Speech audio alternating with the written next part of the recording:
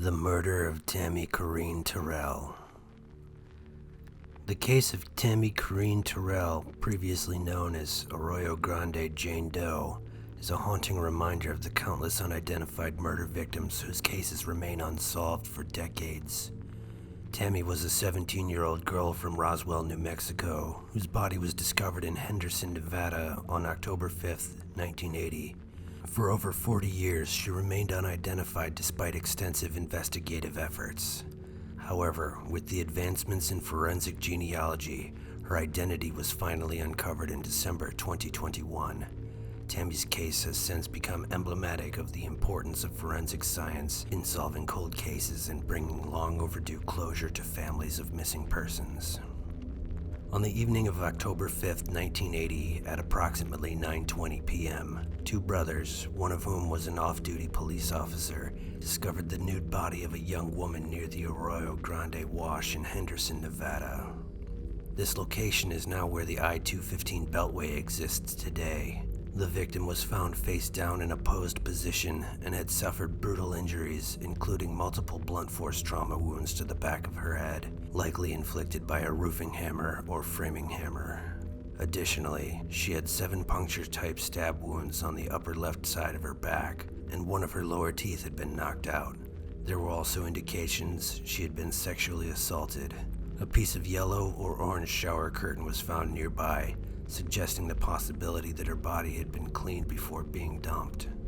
Upon examination, authorities determined that the victim was likely between 13 and 25 years old, with an estimated age range of 17 to 18.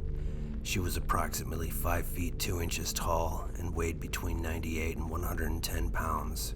Her hair was shoulder length and described as a natural brownish blonde or strawberry blonde. Her eyes were either hazel, blue, or green, depending on various reports. Notably, she had a small amateur tattoo of an S on the inside of her right forearm, which appeared to have been done recently. Additionally, she had a vaccination scar on her left bicep and had undergone an unusual suture procedure to straighten one of her teeth, indicating she had received dental care. The cause of death was determined to be injuries from a 2-pronged instrument used to stab the victim, with each prong measuring about 3 inches long. Authorities estimated that she had died approximately a day before her body was discovered. Following the discovery, investigators made extensive efforts to identify the young woman, but the case quickly became one of the many unsolved mysteries involving unidentified murder victims. Authorities took her fingerprints and documented her dental records, yet no matches were found in existing databases.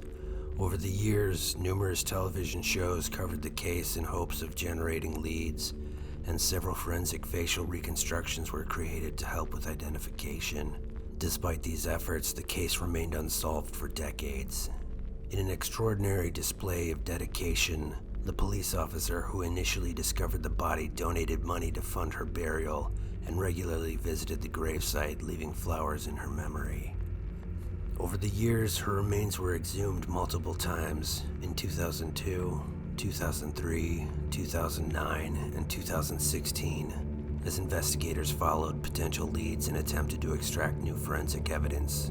In 2003, her body was exhumed after authorities believed she might be a missing girl from California. However, DNA analysis ruled out the match. In total, at least 20 missing persons were excluded as potential identities for the victim. The case also played a significant role in the establishment of a cold case unit within the Clark County Coroner's Office.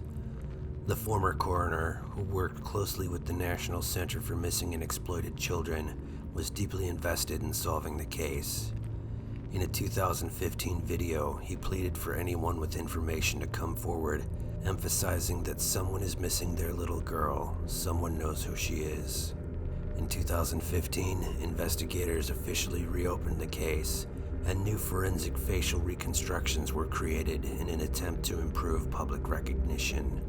A breakthrough finally happened in 2019 when hair samples collected during her autopsy were sent to Estrella Forensics in Santa Cruz, California.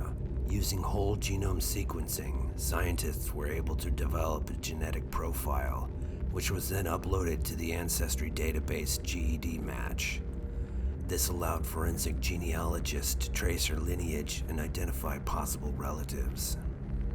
On December 2, 2021, the Henderson Police Department announced that the victim had been positively identified as Tammy Terrell, a 17-year-old girl from Roswell, New Mexico. Her identity was confirmed using DNA samples from her two sisters. The revelation brought long-awaited closure to her family, who had spent more than 4 decades without answers about her fate. Tammy was last seen on September 28, 1980, when she was dropped off at the Roswell State Fair. Later that night, she was reportedly seen at a restaurant in Roswell, accompanied by a white man and another woman. Witnesses believed she was planning to travel to California, but what happened next remains unclear. Her case remains open, and authorities continue to investigate the circumstances of her murder. With her identity known, investigators hope to find new leads that may bring her killer to justice. Tammy Terrell's case is one of the many that highlight the power of forensic genealogy in solving long-standing cold cases. Before her identification, she was one of the numerous unidentified murder victims whose cases had gone cold due to a lack of viable leads. However, the development of DNA analysis and forensic genealogy changed the landscape of criminal investigations, allowing authorities to trace unknown victims to their families and, in some cases, identify their killers. The technique used in Tammy's case is the same one that led to the arrest of the infamous Golden State Killer in 2018. By analyzing genetic markers and comparing them to profiles in ancestry databases, forensic experts can establish familial connections and track down relatives, ultimately leading to the identification of unknown individuals. Tammy's case has also inspired renewed efforts in solving similar cold cases. With advancements in forensic science, many law enforcement agencies are now revisiting cold cases in the hopes of identifying other John and Jane Does. The ability to finally give names to the unidentified and provide closure to families who have been searching for answers for decades is an invaluable achievement in criminal investigations. The tragic murder of Tammy Terrell is a stark reminder of the countless unidentified victims who remain nameless in police records and graveyards. For 41 years, she was known only as Arroyo Grande Jane Doe. Her story, a mystery with no resolution. Thanks to the perseverance of law enforcement and the advancements in forensic genealogy, her identity was finally restored, giving her family the answers they had long sought. However, while her name has been recovered, justice has yet to be served. The investigation into her murder continues, and authorities remain hopeful that new leads will emerge. As forensic science continues to evolve, there is renewed hope that Tammy's killer, and many others like them, will one day be brought to justice. Her story serves as a beacon for cold case investigations, proving that no case is ever truly forgotten, and every victim deserves to be identified and remembered. The disappearance of Noof Al-Maadeed. Noof Al-Maadeed, a young Qatari woman, became internationally known for her bold activism against the male guardianship system in Qatar and her subsequent disappearance. Her story is a reflection of the ongoing struggle for women's rights in the Gulf region, where laws and societal norms continue to restrict female autonomy. Her escape, activism, and mysterious disappearance have drawn global attention, highlighting the dangers that women face when they challenge the entrenched patriarchal systems. At the age of 23, Noof Al-Maadeed fled Qatar at the end of 2019, citing years of physical and emotional abuse at the hands of her family. She claimed that her movements were strictly controlled and that she had been subjected to violence. In a desperate bid for freedom, she documented her journey on TikTok and sought asylum in the United Kingdom. She argued that the Qatari authorities had failed to protect her from domestic violence and that remaining in the country would put her life in danger. Her case gained widespread media attention, shedding light on the repressive conditions faced by women in Qatar. While in the UK, Al-Maadeed became a vocal advocate for women's rights, particularly against the male guardianship system in Qatar. Unlike other Gulf nations, Qatar remains the only country where a woman must obtain a male guardian's permission for fundamental aspects of her life, including employment, travel, and housing. Al-Maadeed used various platforms, including television interviews and social media, to expose the systemic discrimination against Qatari women. She emphasized that women who attempted to gain independence were often institutionalized in mental hospitals, detained in safe shelters resembling detention centers, or imprisoned. Her activism brought attention to the reality that unmarried women over 18 years old in Qatar cannot leave the country, secure a government job, or obtain independent housing without male approval. She openly criticized these oppressive laws and became a symbol of resistance against patriarchal control. However, her outspokenness put her at risk, as Qatari authorities and conservative factions in society viewed her as a threat to the status quo.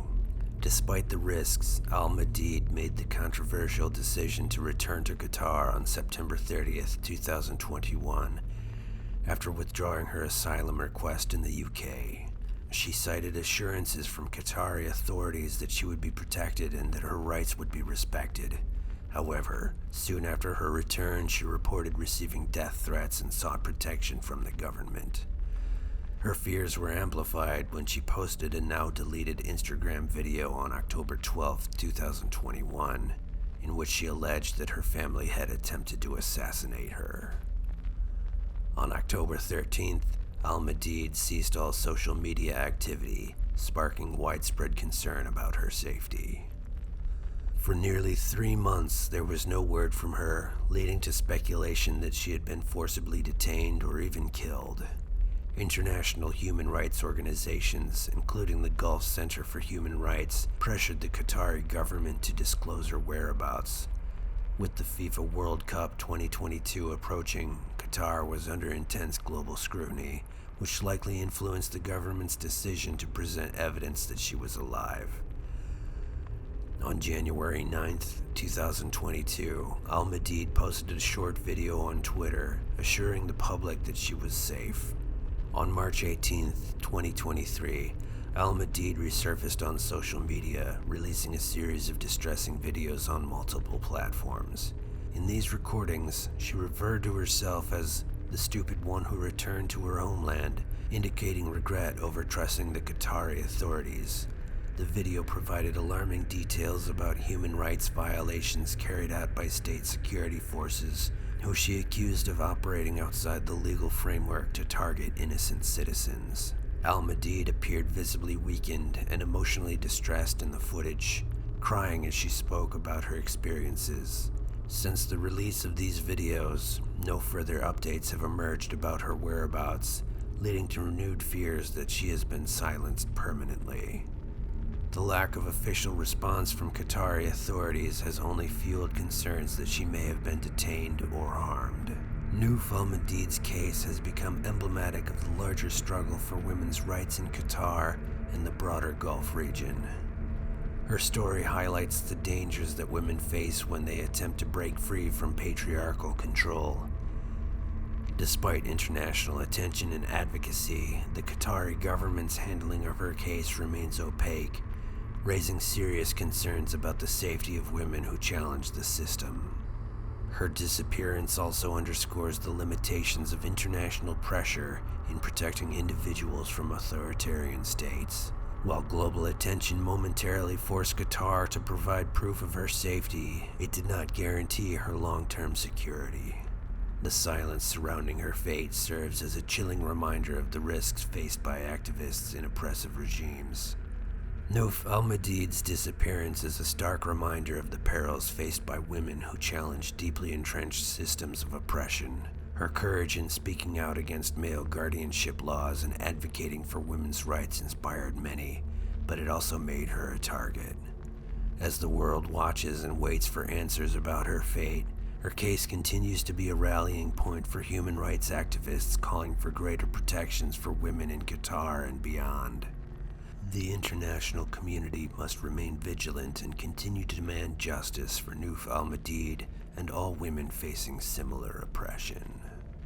Some people disappear without a trace, as if the hand of some eldritch thing reached out from the shadows and took them. Some no doubt met a terrible end at the hands of their fellow man. Others still came by their fate by their own hand. Whatever the case, if you have any knowledge of the fate of any of the aforementioned cases, reach out to the relevant authorities so that the families of the missing might find some closure. Like and subscribe if you've enjoyed this narration. Expedition Mystery, signing off.